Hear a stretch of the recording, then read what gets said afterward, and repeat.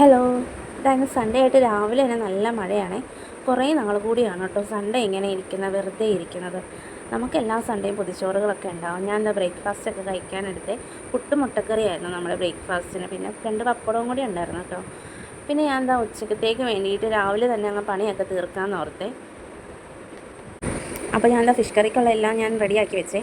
ശരിക്കും നമുക്ക് സൺഡേ പൊതിച്ചോറുകളൊക്കെ ഉണ്ടാവാറുണ്ട് കേട്ടോ. ഈ സൺഡേ മുതൽ ഞങ്ങൾ വേണ്ടാന്ന് വെച്ചു. മറ്റൊന്നുമല്ല, നമുക്കൊരു ദിവസം റെസ്റ്റ് വേണമല്ലോ എന്ന് ഓർത്തിട്ട് ഞങ്ങൾ സൺഡേ തന്നെ അങ്ങ് റെസ്റ്റ് എടുക്കാമെന്ന് ഡിസൈഡ് ചെയ്തു. സൺഡേ നമുക്ക് ചില സൺഡേ മാത്രമേ തിരക്കുകളുള്ളൂ, അല്ലാത്തപ്പോൾ ഈ പറഞ്ഞ തിരക്കൊന്നുമില്ല. അതുകൊണ്ട് ഞങ്ങൾ സൺഡേ എടുത്തു കേട്ടോ. മറ്റുള്ള ദിവസങ്ങളിലൊക്കെ നമുക്ക് അത്യാവശ്യം നല്ല രീതിക്ക് തിരക്കുകളുണ്ട്. അപ്പോൾ ഞാൻ എന്താ ഓരോ മീനൊക്കെ ഇട്ട് കൊടുത്തത്. ശരിക്കും പറഞ്ഞാൽ ഈ മീൻ കറി ഞാൻ വെക്കുന്നത് ഭയങ്കര വിഷമത്തിലാണ് കേട്ടോ. മറ്റൊന്നുമല്ല, എൻ്റെ കറിച്ചട്ടിയൊക്കെ കൊത്തി താഴെ ഇട്ടിട്ട് പൊട്ടിപ്പോയി. ആകെ 2 കറിച്ചട്ടി ഉണ്ടായിരുന്നുള്ളൂ. രണ്ടും ഒരുമിച്ച് കമത്തി വെച്ചതുകൊണ്ട് പൊട്ടിയപ്പോൾ രണ്ടും കൂടി ഒന്നിച്ച് പൊട്ടി കേട്ടോ. പിന്നെ എന്താ ചെയ്യുക, കറി വെക്കാതിരിക്കാൻ പറ്റത്തില്ലല്ലോ.